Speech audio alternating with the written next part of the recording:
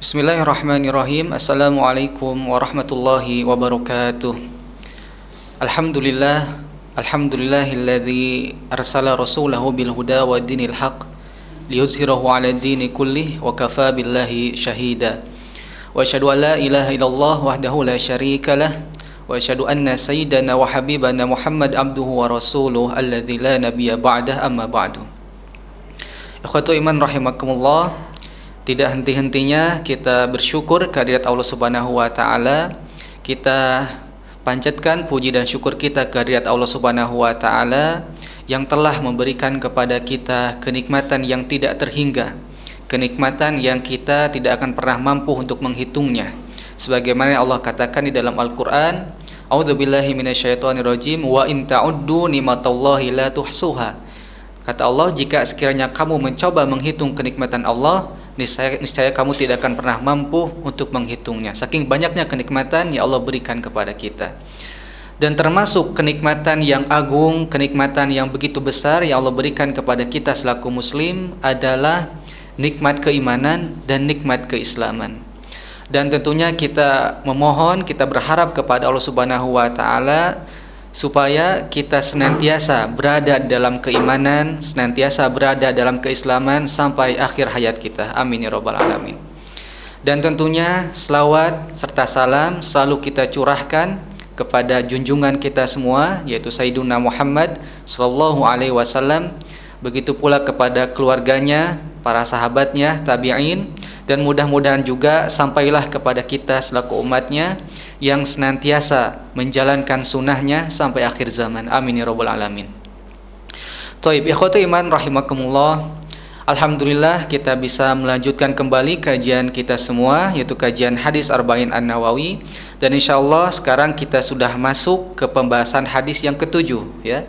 Di dalam pembahasan hadis yang ketujuh ini kita akan membahas tentang nasihat, ya. Sebagaimana dalam hadis itu disebutkan bahwasanya ad-dinun nasihah, ya, agama itu adalah nasihat. Nah, ikhwati iman rahimakumullah, lalu apa yang dimaksud dengan nasihat? Apa itu nasihat? Ya. Di dalam sebuah kitab, ya, para ulama menyebutkan, ada ulama yang menyebutkan bahwasanya yang dimaksud dengan nasihat itu adalah kalimatun yu'abbar biha an jumlatin, yaitu adalah sebuah kata yang mengungkapkan makna yang luas.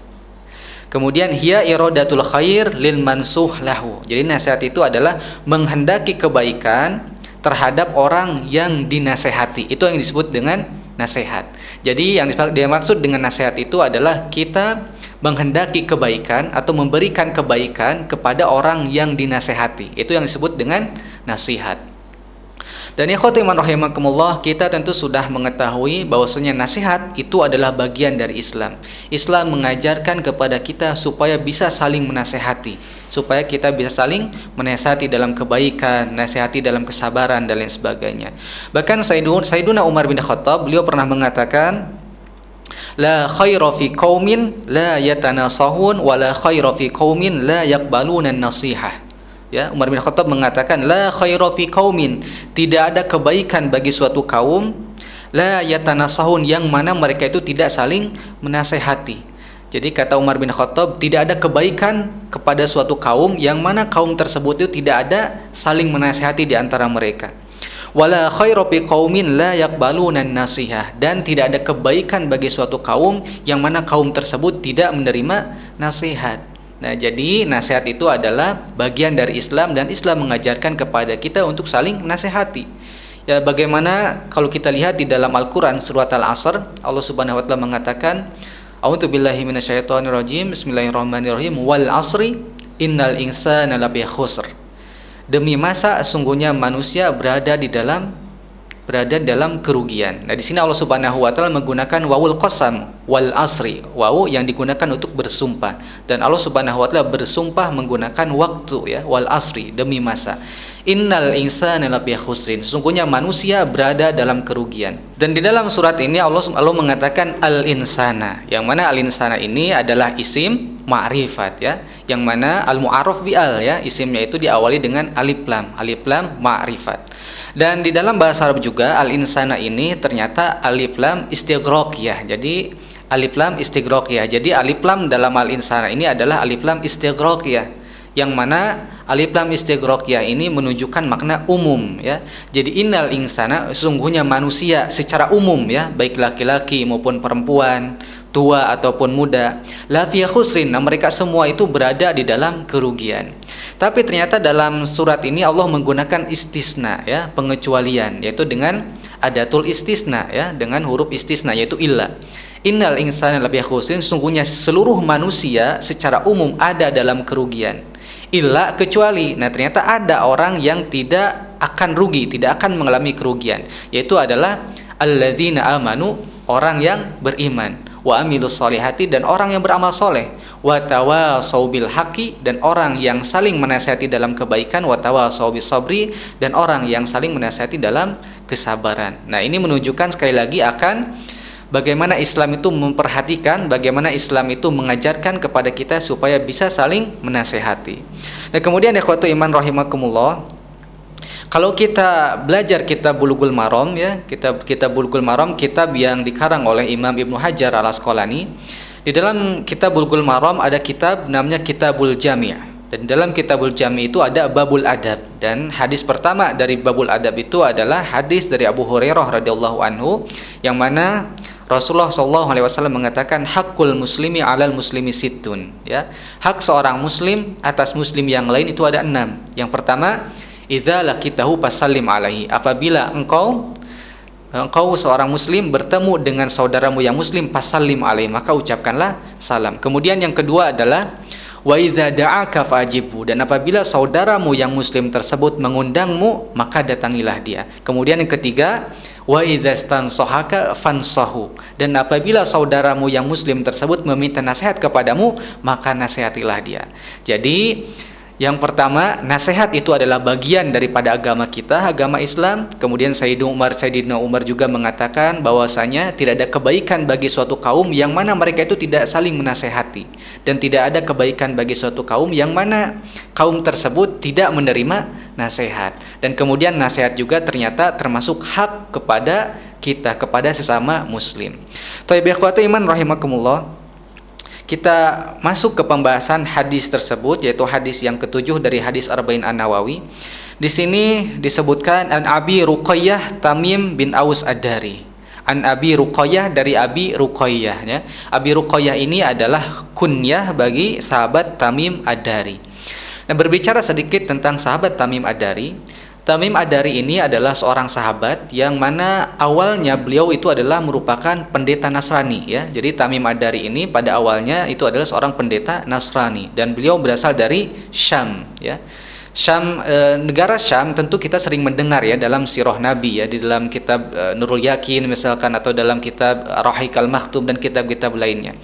Jadi Syam kalau sekarang itu terbagi kepada 4 negara ya, 4 negara, yaitu negara Palestina, kemudian Suriah, Jordan, dan Suriah ya. Jadi Suriah, Palestina, Yordan, dan Libanon ya. Jadi kalau dulu Syam kesatuan gitu, tapi kalau sekarang negara Syam itu terbagi menjadi 4 negara, yaitu Suriah, Palestina, Libanon, dan Yordania. Nah, Tamim Ad-Dari ini berasal dari Syam ya, dan beliau merupakan seorang pendeta Nasrani pada awalnya. Dan kemudian beliau bertemu Nabi Muhammad SAW, kemudian masuk Islam, kemudian beriman kepada Rasulullah SAW, dan beliau menetap di Madinah. Nah, kemudian setelah beberapa lama menetap di Madinah, kemudian Tamim Ad-Dari beliau kembali lagi ke negara Syam, kemudian beliau ternyata wafat di Syam pada tahun 40 Hijriah. Nah, itu sedikit tentang tarjamah atau biografi dari sahabat Tamim Ad-Dari. Nah, di sini Tamim Ad-Dari mengatakan anna Nabiyya sallallahu alaihi wasallam qala, bahwasanya Nabi Muhammad sallallahu alaihi wasallam bersabda, adinun nasihah, agama itu adalah nasihat. Dan ini adalah matan dari hadis tersebut. Adinun nasihah, Nabi mengatakan agama itu adalah nasihat. Kulna, kemudian kami berkata, maksudnya adalah para sahabat. Para sahabat bertanya kepada Rasulullah SAW, liman, untuk apa? Untuk siapa wahai Rasulullah SAW? Qala, kemudian Rasulullah SAW menjawab, lillahi, agama itu adalah nasihat. Yang pertama lillahi, untuk Allah atau bagi Allah. Kemudian yang kedua adalah wali kitabihi, untuk kitabnya Allah Subhanahu wa taala. Kemudian wali rasulihi, dan bagi rasulnya yaitu Nabi Muhammad SAW. Kemudian wali ummatil muslimin dan untuk umat muslimin. Kemudian wa amatihim dan keseluruhan atau keumuman mereka. Nah, rawahu Muslim, hadis ini diriwayatkan oleh Imam Muslim. Nah, ikhwatu iman rahimakumullah, mari kita masuk ke syarah atau pembahasan hadis tersebut. Di sini Rasulullah SAW menyebutkan bahwasanya agama itu adalah nasihat. Nah, tadi sudah dibahas bahwasanya nasihat itu adalah iradatul khair lil mansuh lahu. Jadi yang disebut dengan nasihat itu adalah menghendaki kebaikan terhadap orang yang dinasehati. Itu yang disebut dengan nasihat. Nah, kemudian di sini sahabat bertanya, untuk siapa ya Rasulullah? Dan Rasulullah menjawab, yang pertama adalah an-nasihah lillah, nasihat untuk Allah Subhanahu wa taala. Nah, ikhwatu iman rahimakumullah, lalu apa yang dimaksud dengan an-nasihah lillah? Apa yang dimaksud dengan nasihat untuk Allah? Nah, Imam Al-Khattabi beliau pernah mengatakan bahwa yang dimaksud dengan an-nasihah lillah itu adalah sihatul i'tiqad fi wahdaniyati. Jadi benarnya keyakinan dalam keesaan Allah Subhanahu wa taala. Jadi yang maksud dengan nasihat untuk Allah Subhanahu wa taala itu adalah benarnya keyakinan, benarnya akidah akan keesaan Allah Subhanahu wa taala, ya. Karena di dalam agama kita, di dalam agama Islam diajarkan bahwasanya Tuhan itu esa. Tuhan itu adalah satu dan tidak ada sekutu bagi Allah Subhanahu wa taala. Sebagaimana Allah mengatakan dalam surat Al-Ikhlas, Bismillahirrahmanirrahim, Qul huwallahu ahad, Allahu samad, lam yalid wa lam yulad wa lam yakul lahu kufuwan ahad. Katakanlah bahwasanya Tuhan itu adalah esa, Tuhan itu adalah satu dan tidak ada sekutu bagi Tuhan. Kemudian dalam ayat lain juga Allah mengatakan wa ilahukum ilahu wahid la ilaha illahu. Dan Tuhan kalian itu adalah Tuhan yang satu, Tuhan yang esa, la ilaha illahu, tidak ada Tuhan selain Dia. Nah, jadi yang dimaksud dengan nasihat untuk Allah itu adalah meyakini bahwasanya Allah Subhanahu wa taala itu adalah satu-satunya Tuhan yang berhak disembah dan ibadahi. Sebagaimana kita juga ketika membaca surat Al-Fatihah, kita senantiasa membaca iyyaka na'budu wa iyyaka nasta'in. Hanya kepada Allah kita menyembah dan hanya kepadamu kami memohon pertolongan. Nah, iyyaka na'budu wa iyyaka nasta'in ini kalau kita bedah secara balaghah, jadi itu iyyaka na'budu wa iyyaka nasta'in itu termasuk sigoh qasr atau sigoh pembatasan, ya, pembatasan. Bisa saja Allah mengatakan na'buduka wa nasta'inuka, kami menyembahmu dan kami memohon pertolongan kepadamu. Tapi di sini Allah Subhanahu wa taala menggunakan sighah qasr. Yang qasr itu artinya pembatasan, membatasi bahwasanya hanya Allah yang berhak disembah dan hanya Allah lah yang berhak diibadahi dan diminta pertolongan oleh kita selaku kaum muslimin. Ya khotbah iman rahimakumullah. Kemudian yang kedua kata Imam Al-Khattabi adalah wa ikhlasun niyah fi ibadatihi, yaitu mengikhlaskan niat dalam beribadah kepada Allah Subhanahu wa taala. Dan tentu kita ketika beribadah kepada Allah Subhanahu wa taala, maka tentu kita harus mengikhlaskan niat kita karena Allah Subhanahu wa taala, hanya karena Allah Subhanahu wa taala, ya. Sebagaimana dalam Al-Qur'an Allah mengatakan wa ma umiru illa liya'budullaha mukhlishina lahuddin. Jadi ketika kita beribadah maka tentu kita harus mengikhlaskan niat kita hanya kepada Allah Subhanahu wa taala. Jadi kata Imam Al-Khattabi yang dimaksud dengan an-nasihah lillah itu adalah sihatul i'tiqad bi wahdaniyati, yaitu adalah sihatnya atau benarnya keyakinan dalam keesaan, ya, mengesahkan Allah Subhanahu wa taala. Kemudian wa ikhlasun niyah fi ibadati, dan mengikhlaskan niat hanya kepada Allah Subhanahu wa taala dalam beribadah. Kemudian khotimah rahimakumullah, yang kedua adalah an-nasihah li kitabih, atau nasihat untuk kitabnya, untuk kitab Allah Subhanahu wa taala, yaitu adalah kitab Al-Qur'anul Karim, ya, kitab Al-Qur'anul Karim. Apa yang maksud dengan an-nasihah li kitabih? Nah, menurut para ulama maksudnya adalah fatakunul iman bihi, yang meyakini bahwasanya Al-Qur'an yang senantiasa kita baca, yang senantiasa kita tadaburi itu adalah kitab Allah Subhanahu wa taala. Kitab yang diturunkan oleh Allah Subhanahu wa taala kepada Nabi Muhammad sallallahu alaihi wasallam melalui perantaraan malaikat Jibril alaihissalam. Kemudian ya khotiman rahimakumullah, kata para ulama, yang kedua adalah wabitilawati, yaitu dengan membacanya. Jadi ternyata kita tidak cukup mengimani bahwasanya Al-Qur'an itu adalah kitab yang diturunkan oleh Allah Subhanahu wa taala, tapi kita juga dituntut untuk membaca Al-Qur'an, ya. Jadi bacalah Al-Qur'an, ya. Meskipun kita tidak paham maknanya, tapi bacalah Al-Qur'an, insyaallah itu berpahala. Apalagi kalau kita paham maknanya. Kemudian yang ketiga menurut para ulama adalah walitadabburi ayati, yaitu adalah mentadaburi ayat-ayat Al-Qur'an, ya. Jadi selain kita membaca Al-Qur'an, tentu kita juga dituntut untuk memahami apa yang kita baca. Kita dituntut untuk memahami ayat Al-Quran yang kita baca, yaitu adalah mentadaburi Al-Quran. Sebagaimana Allah mengatakan, afala yatadabbaruna Al-Quran am ala qulubin aqfaluha. Kenapa mereka itu tidak mentadaburi Al-Quran? Nah, di sini Allah Subhanahu wa taala menggunakan sighah istifham, afala yatadabbaruna Al-Quran. Tapi istifham di sini sebagai bentuk anjuran, sebagai bentuk sindiran kepada kita. Kenapa kita tidak mentadaburi Al-Quran? Secara tidak langsung Allah memerintahkan kepada kita untuk mentadaburi Al-Quran. Kemudian yang selanjutnya adalah wal wukuf inda hududihi, berhenti dalam batasan-batasannya, ya. Sebagaimana di dalam Al-Quran itu ada larangan, kemudian ada perintah, maka kita selaku kaum muslimin itu menjalankan apa yang diperintahkan oleh Allah Subhanahu wa taala dalam Al-Quran dan menjauhi apa yang dilarang oleh Allah Subhanahu wa taala. Jadi menurut para ulama, yang dimaksud dengan nasihat li kitabi atau nasihat terhadap Al-Quran itu adalah fatakunal imanu bihi, mengimani Al-Quran, kemudian wabitilawatihi, membaca Al-Quran, watadaburi ayatihi, dan mentadaburi ayat-ayat Al-Quran. Kemudian wal wukuf inda hududi, berhenti dari batasan-batasannya dengan cara menjalankan apa yang diperintahkan oleh Allah Subhanahu wa taala dalam Al-Quran dan menjauhi apa yang dilarang oleh Allah Subhanahu wa taala dalam Al-Quran. Thayyib ikhwatiman rahimakumullah. Kemudian yang ketiga, an-nasihah li rasulih, ya. Yang ketiga, kata Rasulullah, an-nasihah li rasulih, yaitu nasihat terhadap rasulnya, yaitu Nabi Muhammad sallallahu alaihi wasallam. Nah, menurut Imam Ibnu Rajab, ya, Imam Ibnu Rajab ini adalah seorang ulama dari mazhab Hanbali.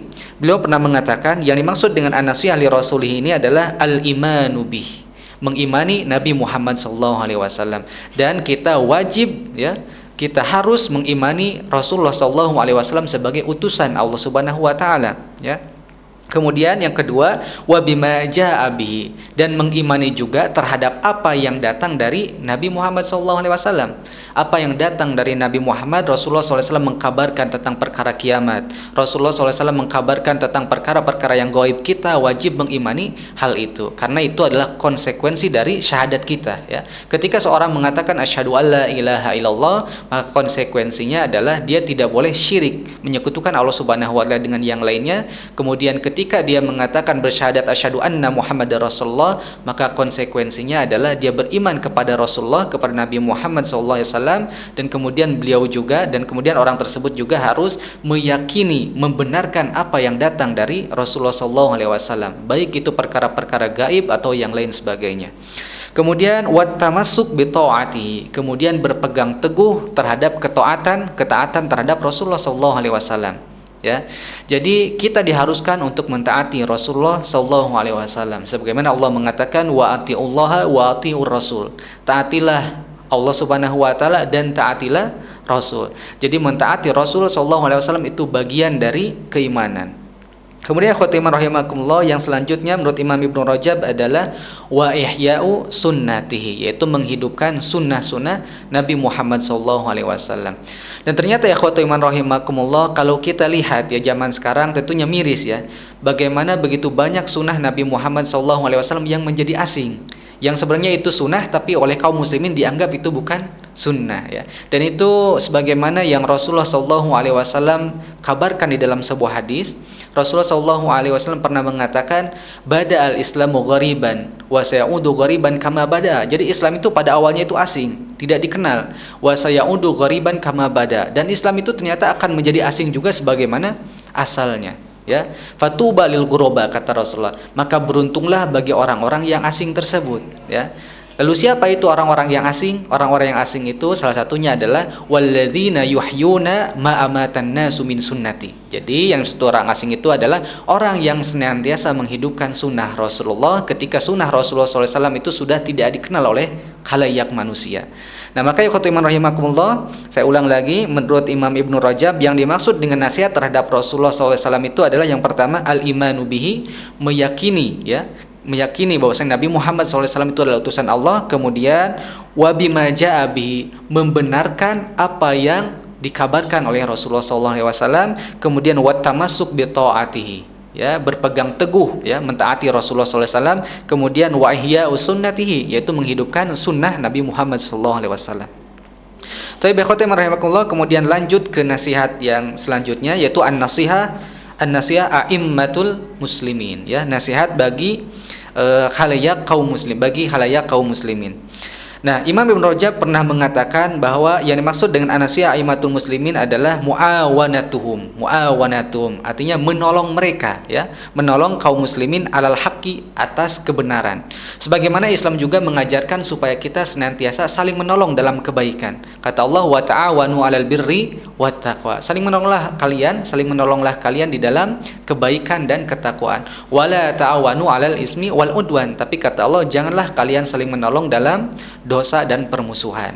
Nah, ikhwatu iman rahimakumullah, kemudian yang kedua, wa ta'atuhum fihi, dan mentaati mereka, ya, mentaati mereka. Maksudnya mentaati para pemimpin, ya. Jadi kita selaku kaum muslimin dituntut untuk mentaati para pemimpin, ya. Sebagaimana Allah mengatakan wa atiullaha wa atiur rasul wa ulil amri minkum. Taatilah Allah, taatilah Rasulullah, wa ulil amri minkum, dan taatilah para pemimpin selama pemimpin itu mentaati Allah dan Rasulnya. Tapi kalau misalkan pemimpin itu tidak mentaati Allah dan Rasulnya, bahkan memerintahkan kepada perkara yang dilarang oleh agama, maka kita tidak ada kewajiban untuk mentaatinya. Sebagaimana dikatakan la ta'ata li makhluqin fi ma'siyatil khaliq, ya, tidak ada ketaatan bagi makhluk dalam rangka kemaksiatan terhadap Allah Subhanahu wa taala. Tapi ketika pemimpin itu beriman kepada Allah, taat kepada Allah dan taat kepada Rasulnya, maka ada kewajiban bagi kita untuk mentaati pemimpin tersebut. Kemudian yang selanjutnya adalah wa tadhkirihim bihi, ya, mengingatkan mereka, mengingatkan para pemimpin, ya. Jadi yang namanya manusia itu pasti mahalul khata' wan nisyan, tempat salah dan lupa, gitu. Makanya di dalam sebuah hadis dikatakan kullu bani adama khata'un, setiap manusia itu pasti melakukan kesalahan, pasti melakukan kekeliruan.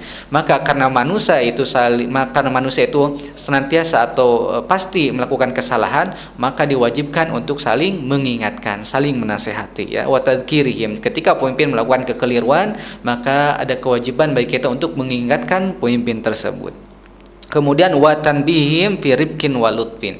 Kemudian mengingatkan mereka juga untuk senantiasa berlemah lembut kepada masyarakat, kepada orang-orang yang dipimpin oleh pemimpin tersebut. Jadi saya ulang lagi, an-nasihah a'immatil muslimin, nasihat terhadap pemimpin kaum muslimin ini menurut Imam Ibn Rajab adalah muawanatuhum, menolong mereka selama mereka itu berada di dalam kebenaran. Kemudian wa ta'atuhum fihi, dan mentaati mereka, maksud mentaati para pemimpin. Kemudian wa tadhkiruhum bihi, dan mengingatkan mereka apabila sekiranya pemimpin tersebut terjerumus ke dalam kekeliruan atau kesalahan. Kemudian wa tanbihim fi ribkin wa lutfin, mengingatkan mereka juga untuk senantiasa berlemah lembut terhadap masyarakat, terhadap rakyat yang dipimpin oleh pemimpin tersebut. Ikhwati man rahimakumullah, kemudian yang selanjutnya, yang kelima adalah an-nasihah lil muslimin, nasihat bagi kaum muslimin secara keseluruhan. Nah, menurut para ulama, yang dimaksud dengan an-nasihah lil muslimin maksudnya adalah yajibu lahum an yuhibba li nafsihi, ya. Jadi harus, ya, bagi seorang muslim untuk mencintai kaum muslimin secara keseluruhan, harus mencintai sesama kaum muslimin, ya, kama yuhibba li nafsi, sebagaimana dia mencintai dirinya sendiri, ya. Sebagaimana dalam sebuah hadis juga dikatakan la yu'minu ahadukum hatta yuhibba li akhihi ma yuhibbu li nafsi, ya. Jadi tidaklah seorang itu beriman sehingga dia mencintai kaum muslimin, mencintai saudaranya yang muslim sebagaimana dia mencintai dirinya sendiri. Jadi kita diajarkan, kita diperintahkan oleh Rasulullah SAW, oleh Allah Subhanahu wa taala untuk saling mencintai, saling menyayangi antar sesama kaum muslimin. Kemudian wa yarhamu shaghirahum, kemudian mengasihi yang kecil, mengasihi kaum muslimin yang masih kecil, anak-anak kaum muslimin kita kasihi, kita sayangi, seperti itu. Kemudian wa yukawwir kabirahum, kemudian kita wa yuwaqqir kabirahum, kemudian kita menghormati orang-orang yang sudah tua, orang-orang yang sudah tua di antara kaum muslimin. Kemudian wa yahzan li huznihim, ya, kita wa yahzan li huzni, merasa sedih atas kesedihan mereka. Jadi kaum muslimin itu ternyata ikhwatiman rahimakumullah harus merasa sedih atas kesedihan yang menimpa kaum muslimin saudaranya kaum muslimin. Jadi kalau kita mempunyai saudara, kemudian saudara kita yang muslim tersebut ditimpa suatu musibah, ditimpa suatu hal yang menyedihkan, maka kita selaku kaum muslimin harus juga berlaku sedih, harus juga merasa sedih atas kesedihan yang dirasakan oleh kaum muslimin tersebut. Kemudian yang selanjutnya adalah wa yafrah li farhatihim, ya. Kita juga merasa senang, merasa bahagia terhadap rasa bahagia yang dirasakan oleh saudara kita yang muslim. Wa yafrah li farhihim, ya, merasa senang terhadap kesenangan atau kebahagiaan yang didapatkan oleh saudara kita yang muslim tersebut. Sebagaimana ikhwatiman rahimakumullah di dalam sebuah hadis juga Rasulullah SAW pernah mengatakan masalul mu'minin kal jasadil wahid, ya, bagaimana seorang muslim itu seperti satu jasad, ya. Jadi seorang muslim, Rasulullah SAW pernah membuat perumpamaan seorang muslim itu seperti satu jasad, ya. Idza ishtaka minhu adun, apabila salah satu anggota badan itu merasa sakit, ya, ya, maka tudai lahu sairul jasad bisahar wal humma, ya. Maka anggota badan yang sakit itu akan membuat anggota badan yang lainnya juga merasakan sakit. Nah, itulah gambaran kaum muslimin.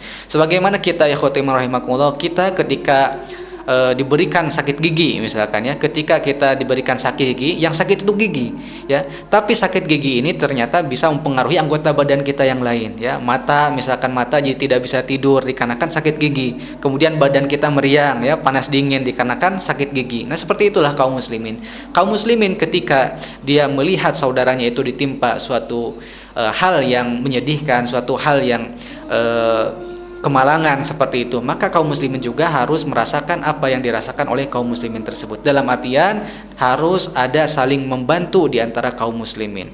Nah, ikhwatu iman rahimakumullah, oleh karena itu mudah-mudahan semoga hadis ini memberikan pelajaran kepada kita supaya kita bisa lebih peka terhadap kehidupan sosial kita. Semoga kita bisa lebih peduli lagi terhadap saudara-saudara kita kaum muslimin, sehingga tercipta di antara kaum muslimin rasa saling mengasihi, rasa saling mencintai di antara mereka.